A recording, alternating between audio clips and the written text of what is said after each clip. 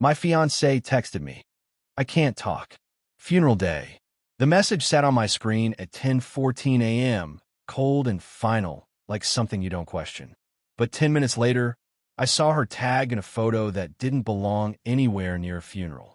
Her name was Sloane Harrington. We lived in a quiet part of Greenwich, Connecticut, where everything looked calm even when it wasn't.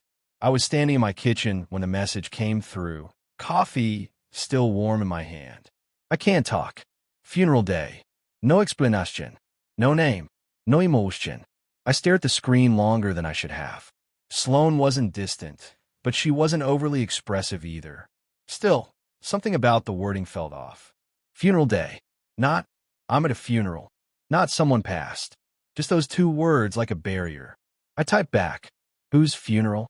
The message delivered. No response. 5 minutes passed. Then 10. And then my phone buzzed again, not from her, but from Instagram. I didn't even think before opening it. It was a tag. A tag. A photo uploaded by someone named Carter Whitfield. I tapped it. The image loaded slowly, like it knew it was about to ruin something. Sloane stood there in a black dress, yes. But not mourning. Not broken. Not even pretending. She was smiling. Standing beside Carter. Champagne glasses in their hands. People around them laughing. A caption sat under the photo. Celebrating new beginnings. My chest tightened, not in anger yet, but in confusion so sharp it felt physical. I zoomed in on her face. There was no grief there. No trace of a funeral. Just ease. Just comfort. Just a version of her I hadn't seen in months. I locked my phone, then unlocked it again. Maybe I was wrong. Maybe it was an old photo. I checked the timestamp. Posted 2 minutes ago. Let me ask you something. If you saw that in my place, would you call her immediately, or would you sit there and wait for her to explain herself? I didn't call. Not yet. Instead, I opened her messages again. I thought you were at a funeral. Still delivered. Still unread. That's when something deeper started to shift. Not anger. Not even betrayal yet. But a quiet awareness. Something wasn't adding up, and it wasn't small. I set my phone down and walked to the window. Outside, everything looked exactly the same. Cars passing. Neighbors walking their dogs. But inside me, something had already changed. Sloane and I had been engaged for 8 months. Our wedding was set for early spring. Everything about our life had been structured, intentional, clean. Or at least, that's what I believed. I picked my phone back up and opened Carter's profile. Private, of course. But his profile picture was enough. Confident. Relaxed. The kind of man who looked like he didn't need to explain himself to anyone. I went back to the photo. There were others in the background. Faces I didn't recognize. Then I noticed something small.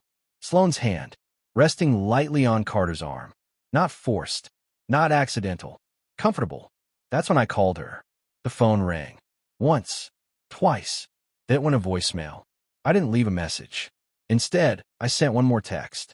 I saw the photo. This time, the message was read immediately. The typing dots appeared, then disappeared, then came back again. Finally, her reply came through. It's not what you think. I let out a slow breath. That sentence. It never means what people hope it does. I typed back, then explain. 3 dots again, and then nothing. Minutes passed. Then another message came. I'll talk when I get home. Not reassurance. Not apology. Just delay. And in that delay, something inside me settled into clarity. I wasn't waiting for answers anymore. I was preparing for the truth. So I did something I hadn't done before. I drove straight to the location tagged in the photo. It wasn't a funeral home. It was a private event space just outside the city. I parked across the street, and I waited. Cars pulled in. People dressed in black stepped out. But not mourning black. Elegant black. Intentional black. This wasn't grief. This was an event. About 20 minutes later, I saw her. Sloane stepped out onto the front terrace. Carter followed, right behind her. They were laughing about something. Not quietly. Not carefully. Open. Natural. Like there was nothing to hide. And that was the moment everything shifted. Because this wasn't a mistake. This wasn't confusion. This was a second life. I stepped out of the car. Walked straight toward them. Sloane saw me first. Her smile didn't drop immediately. It faded slowly, like she needed a second to decide which version of herself to become. Carter turned next. His expression didn't change at all. He just looked at me like I was someone arriving late to a conversation. Sloan, I said. That was it. Noangir. Noakia Sasjan. Just her name. She stepped forward slightly. I was going to explain, she said. I nodded. I'm here now. Silence stretched between us. Then Carter spoke. You should probably tell him. His tone wasn't defensive. It was calm, almost bored. Sloan looked at him, then back at me. And that's when she said it. There was no funeral. I already knew that, but hearing it still landed heavy. This is a business launch, she continued. I've been working on it for months. I frowned slightly. With him. She didn't hesitate. Yes. Something about her honesty felt more unsettling than a lie would have. Because there was no panic. No scrambling. Just acceptance. That doesn't explain the message, I said. She took a breath. I knew you wouldn't understand. That sentence hit harder than anything else. Not because of what it meant, but because of how easily she said it. Like the decision had already been made long before today. And then came the twist I wasn't expecting.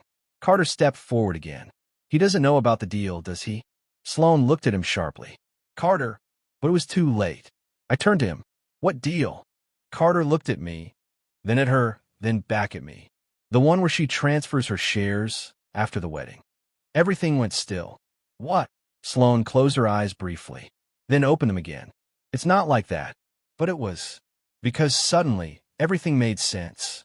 The distance, the late nights, the way she stopped including me in decisions. The engagement wasn't just a relationship.